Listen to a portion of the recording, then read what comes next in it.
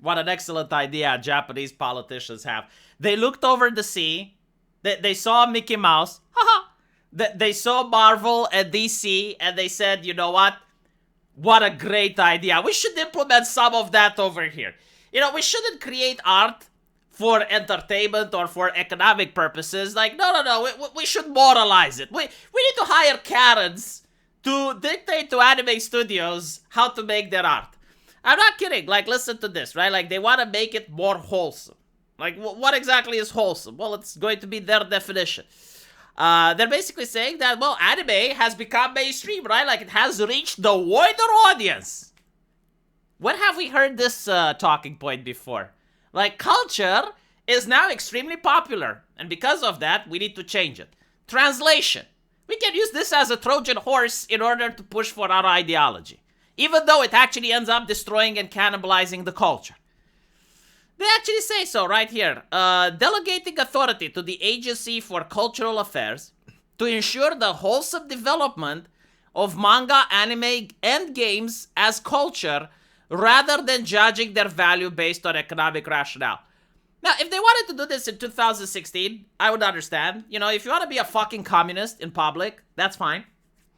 But it's 2025, like we already know what happens when moral busybodies take over an industry. Like, the best example is America. They were dominating the entire world with their TV shows, with their movies, with their entertainment. And so the question is, like, what is there to watch now in 2025? Nothing, because, like, that's the thing, you know, they believe, well, if something is popular, we can inject morality into it, and then we manage to reach the audience with our moral values. The reality is, like, the audience stops seeing what they're willing to pay for, and then they move somewhere else. And you're not achieving your goal. You're not actually preaching morality to the audience. The audience still gets their degeneracy from other people willing to sell it to them. And all you have accomplished is destroying your own industry. And the reason that I'm saying that these people are fucking communists, like the balls on them, right? Like, you have individuals, like creative minds, that build something with their own wealth. And they manage to achieve something, right? Like, you're saying, oh, well, it's so popular, right? Like, that is through the hard work of the creative talent. And you're looking at that and you're like, you know what? I'll take that. Yeah, I'll take that. And you call yourself right-wing. You're no different than the CCP. The Chinese Communist Party literally does that, right? Like, they allow you to create your own business. They allow you to do shit. They're not really communists in that sense. Like, you have private property. But the moment the private property becomes successful, the moment it becomes interesting to the party, they can seize it from you or like tell you how to run it. Luckily, these chuckleheads aren't going to win by much.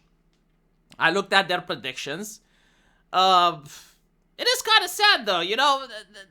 At the end of the day, like, every single time I see a Western nation managing to create something of value, they tear it down.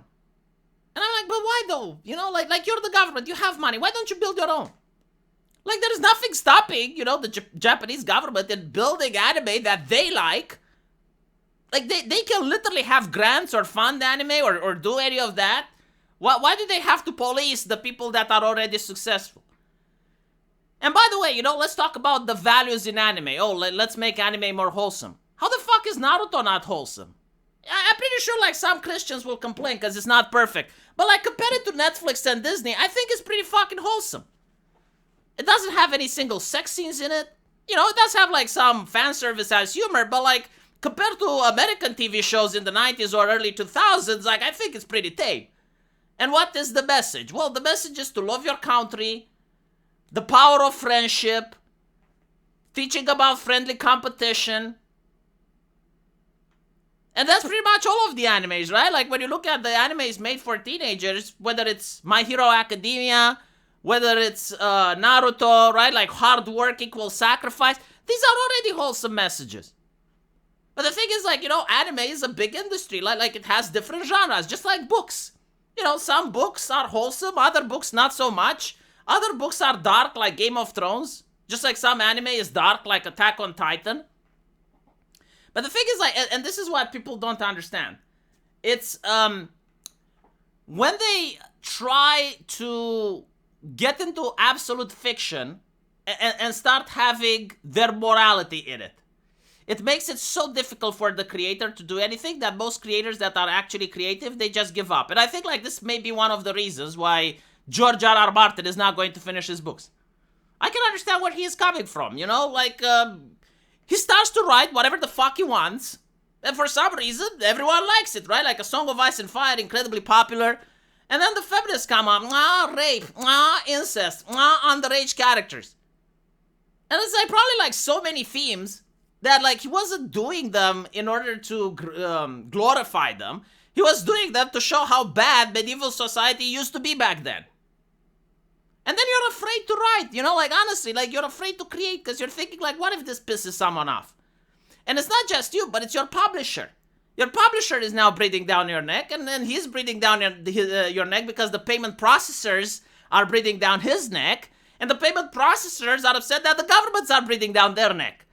And so everyone like self-censors more than they have to, and eventually you get with Disney and Marvel level writing. And it's, you know, like you're writing, well, okay, so what's bad with that? Well, what's bad with that is that China doesn't deal with that shit. Like, China censors as well, but the difference is that their censorship is a lot more clear-cut. Their actors actually know what is and isn't allowed. Meanwhile, you look at the West, would you think that anyone would have been bitching about incest like 6 years ago in a setting, right? Like you have in Game of Thrones, you have Cersei and Jaime. Like no one would have bitched. And then the coffin of Ashley and Lele comes up, huge controversy. Would you think like anyone would have bitch about Harry Potter? No, so you make a game about it, huge controversy. They go and they harass VTubers and shit. Like, the market is not predictable, and so people aren't willing to invest. And then I keep hearing, it's like, what are the indie games? Well, who's going to invest like $60,000, $70,000 in an indie game just so that Steam changes its TOS, and then you find out, oh, your game is not good enough anymore. It has alcohol in it, or it has people smoke, God knows what. Whatever the fuck, you know, is the current thing. Because, like, these things don't last long, you know? Like, after 5 years, they change to some other shit. And so, yeah, it's a really bad mindset to have, I think. It's kind of sad to see that more and more things that are successful are being torn down, and nothing of value is being rebuilt. That's another thing that really pisses me off, you know? Like, what are the things being rebuilt that are wholesome, though? Like, I'm not against wholesome stuff, just fucking make it. You're the government, you can literally fund grants and stuff.